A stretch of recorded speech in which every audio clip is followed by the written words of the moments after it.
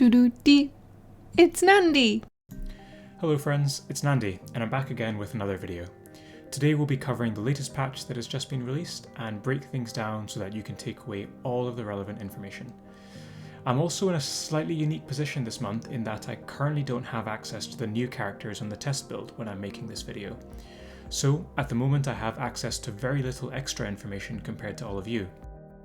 That will probably change in a week or so, but at the moment it gives me freedom while recording to speculate about what each of these characters might do and what they might bring to the game. After breaking down the patch in my usual fashion, I'll be inviting a friend of mine, iGap, to help me work through these new characters and what they might bring. I'll be tapping into his nearly unparalleled knowledge of 40k lore in order to speculate about the character's skills, abilities, and game mechanics. I know that a lot of you are interested in the lore, and it's something that I've not covered a lot in my channel in the past, so if it's something that you like, please let me know in the comments and I can try and incorporate more of this sort of stuff into future videos. Before we dive into the patch, a quick note on giveaways. My monthly Dirty Dozen series features giveaways of character shards, but unfortunately the winner of the grand prize of 250 Calgar shards still hasn't stepped forward to claim it. If you're out there, Joseph, you've got till Wednesday the 26th of April to get in touch with me. Otherwise, I'll re-roll the prize and give it to somebody who has commented on this video. So, viewers, please keep an eye on your comments and replies and I'll notify you if you are the selected winner of the reroll. The first big thing to talk about is the newest guild raid boss, Mortarion. He's one of the original 20 Primarchs created by the Emperor of Mankind and the leader of the Death Guard Space Marine Legion, which eventually defected to Chaos during the Horus heresy. He is nicknamed the Death Lord, and I expect this boss to be very difficult to defeat. We have also been told that his two lieutenants or primes are Corrodius and Rotbone, who incidentally also happen to be playable characters in Tacticus. I expect this boss to follow the same rules as previous bosses, in that the Death Guard faction will not be usable against him.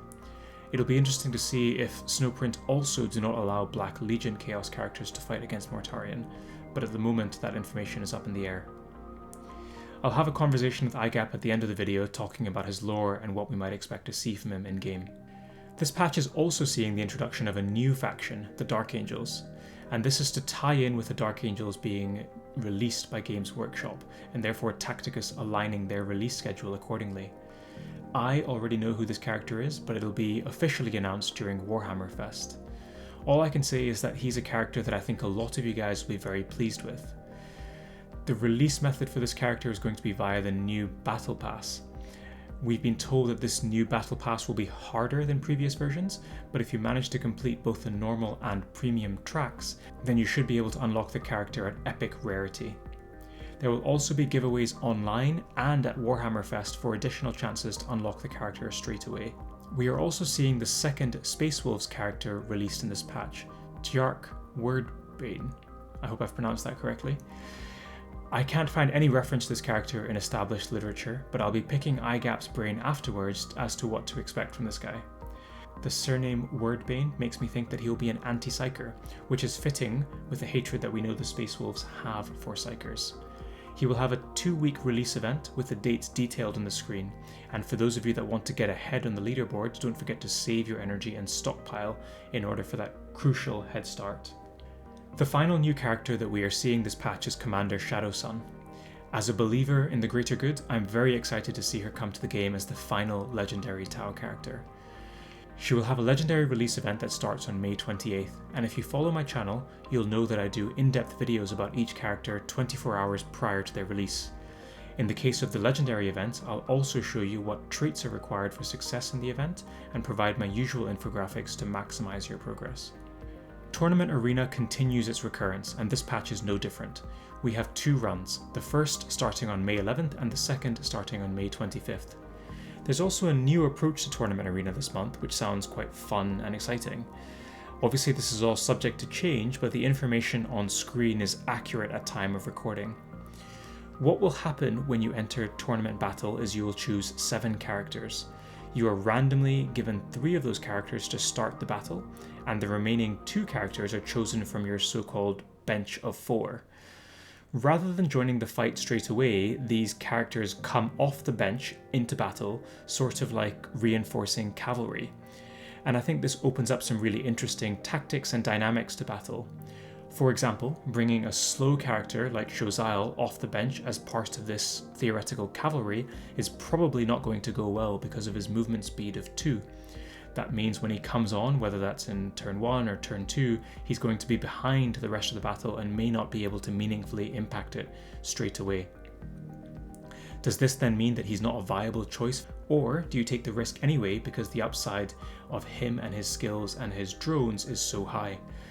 Who knows? It'll be excited to see and explore these options when they come with the new patch.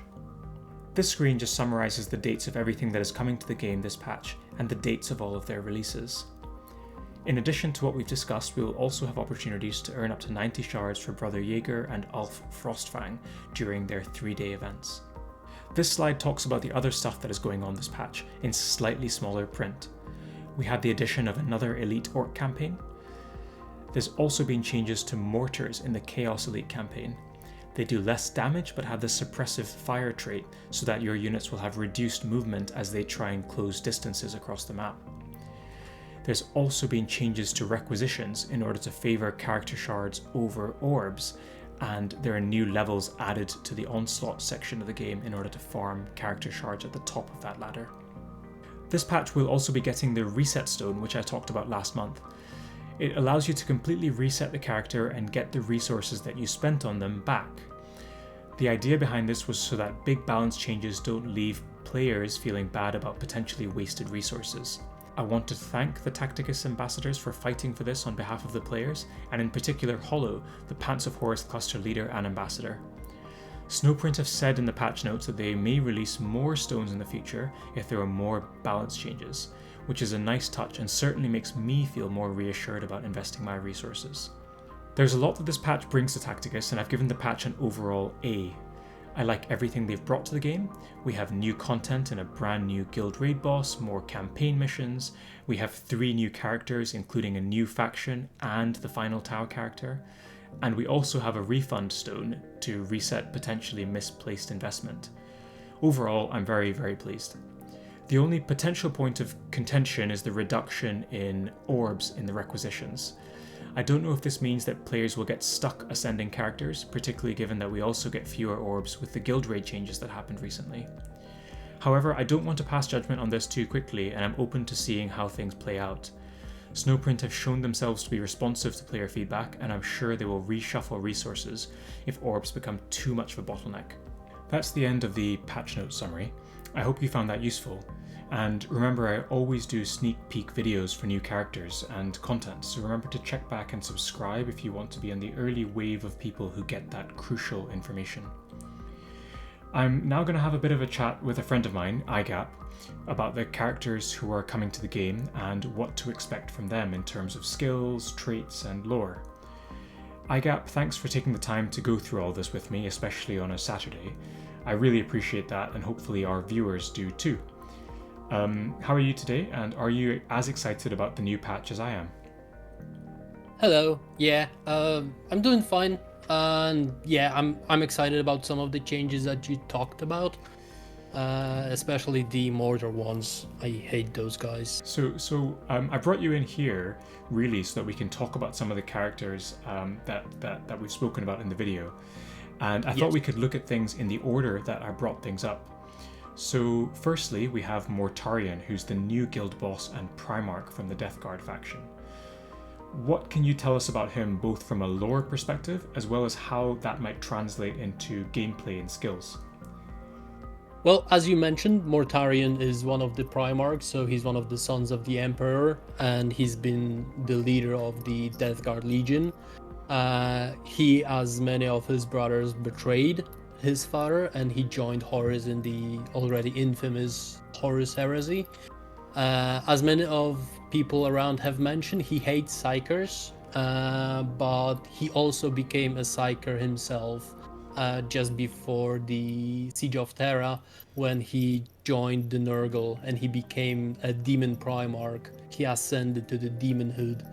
After the Siege of Terra broke, he escaped to the Plague Planet, where he is just like his adoptive father used to be, an overlord of the planet, and he sits on top of the tall mountain surrounded by toxic clouds. Okay, so one of the things you've talked about is how he's the leader of the Death Guard, and we've already got 5 playable Death Guard characters in the game. One of the sort of characteristic traits that the Death Guard have is that they emit this sort of aura that penalizes enemy characters for being in close range to the sort of Death Guard and their noxious Yes, fumes. the contagions of Nurgle, also known as the gifts of Nurgle. Yeah, exactly. How do you think, or do you think that Mortarion will have anything similar to that, and how might that manifest in the game? Yes, so one of his abilities on the tabletop is Toxic Presence, which means that his model is counting as if it was turn 4 for the determining of the range of the contagions of Nurgle. So what I think would translate to is that he will have contagions of Nurgle as well, but it will have the maximum range of the ability. So in this case, it would be range 3 around him, and it would reduce the armor, as is the case with the regular Death Guard units here. Okay, so if we see something similar to that, it would, quite heavily disincentivize you bringing melee characters in to attack him. Yes, definitely. You don't want to. Okay, let's move on and talk about the Dark Angels. Now, I know what character is coming, so I won't comment too much on that side of things, but what can you tell us about them? What characters might we expect to see, and what traits or skills could come up in game? Right now, we have seen the Lion returning. He is their own Primarch, which we might see at some point as one of the bosses, as we have seen now Mortarion join the boss catalog for this game. So there is a lot going on for the Dark Angels right now, so I'm not surprised to see them being released currently. So as for the characters we might see in the game, we will 100% see Azrael, because he just got a new model. He is their chapter master, so it would follow with current Space Marine characters that we have the legendary chapter master of the chapter. For other characters, what I would love to see is Dark Angels love the plasma weapons, so Hellblaster would be a great addition to the roster. We could see them going either the Deathwing or Ravenwing way, so those are their companies that are specific in the fact that Ravenwing is really fast. They like their bikes, Landspeeder of Vengeance, and they specialize in quick, fast attacks. And the Deathwing, that is their first company, which is mostly equipped with Terminator armor, which we saw on current existing characters like Angrax and Malades, which do wear them. Okay, so one of the takeaways I get that I'm taking from what you've said is that there's lots of potential different avenues for Snowprint to take with this faction. Next up, we have the Space Wolves' newest character, Tjark Wyrdbane. I hope I'm pronouncing that correctly. I did some Googling and I couldn't find any reference to this guy. Do you know who he is or what we might expect to see from him? So just based on his name, which is all that we are currently going off of, is the Wyrdbane part also is known as a relic of Space Wolves. That's just basically anti-Psyker sword. So we could expect him to be one of the Hounds of Morkai, who are Space Wolves' dedicated anti-Psyker unit in tabletop Warhammer 40k. Okay, the Hounds of Morkai sound pretty cool. What can you tell us about them, and what sorts of skills do they have that we might see translated into the game? They vehemently hunt down Psykers and kill them to appease the Morkai. Morkai being the wolf god of Fenris, which is Mother World for Space Wolves. They use grapple launchers to move around. Basically, they have ability that they ignore all the vertical space, so it could be a passive that they can move through difficult terrain, or when you have the elevation, so you can move through it without an interruption, having to go around it. They are anti-psychers and they gain bonus damage against psychers, so I would expect them to have like a Hunters Beyond Death ability that is on their data sheet, which basically gives them offensive bonuses against psyker units. So we could see something like Rosvita and Helbrecht have, so they just give out the bonus, or they just themselves have the bonus damage against psychers. Wow, that sounds pretty cool. So grappling hooks to give them lots of mobility around the map in order to chase down psychers, which sounds pretty awesome actually. Finally, the pièce de résistance of this patch, Commander Shadowsun. I'm going to be doing a deep dive on her closer to the time, particularly as I'm a Tau fanatic.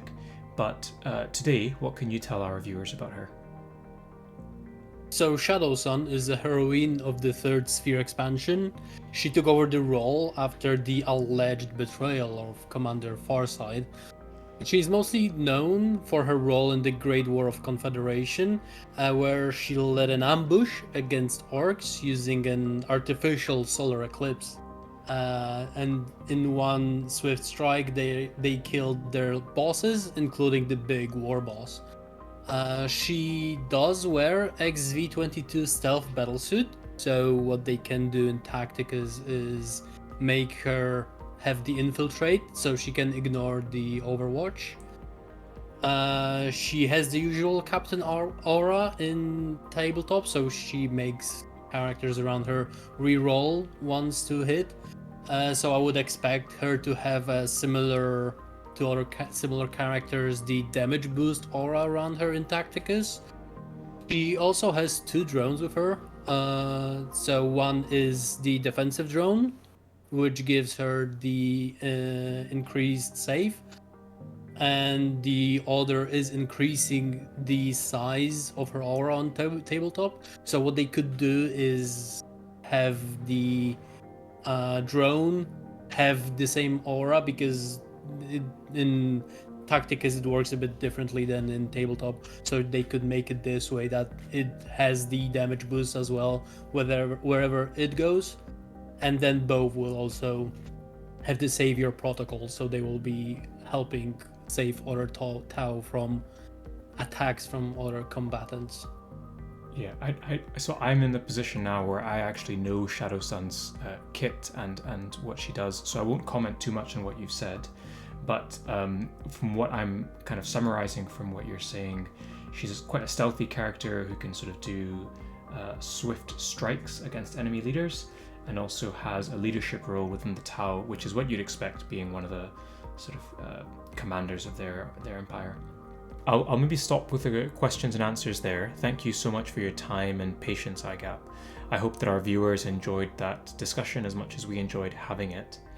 No worries. Have a nice one. Thanks. And I know you've just applied to be a Snowprint ambassador, so I'm hopeful if their team are watching this video, they consider your application seriously, because I think you'd be a great addition. Thank you very much. Thanks. Have a great day, mate. See ya. I'll end the content there, and just with 2 final things to talk about. IGAP's help today has been instrumental in making this video, and he regularly helps me in many ways when it comes to making my content.